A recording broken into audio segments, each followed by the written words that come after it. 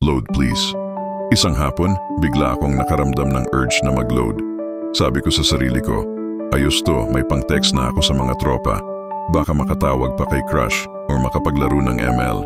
Kaya dali-dali akong pumunta sa tindahan sa kanto. Pagdating ko doon, sabi ko, "Ate, pa-load nga po ng 100. Ngumiti si ate tindera, kinuha ang number at in-input.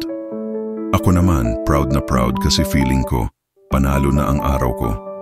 Pag-uwi ko, excited akong kumuha ng cellphone para i-check kung pumasok na ang load. Binuksan ko ang bag, naghalungkat, wallet, ballpen, pamaypay, resibo. Pero teka lang, wala akong cellphone.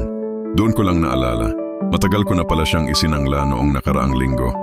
Kaya pala tahimik ang bulsa ko nitong mga araw. Napahinto ako, napaupo sa gilid, sabay bulong. Ano tong ginawa ko? Nagpa-load ako. Pero wala pala akong cellphone.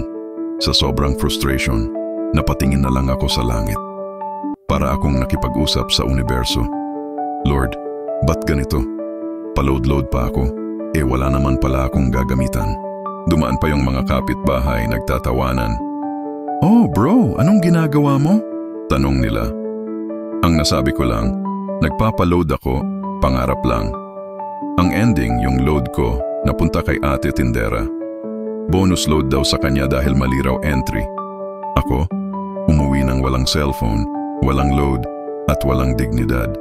Pero may natutunan ako. Huwag bibili ng load kung wala ka namang cellphone. Minsan talaga parang ganyan ang buhay. Handa ka na, kompleto ka na, pero may kulang pala. At yun yung pinaka-importante.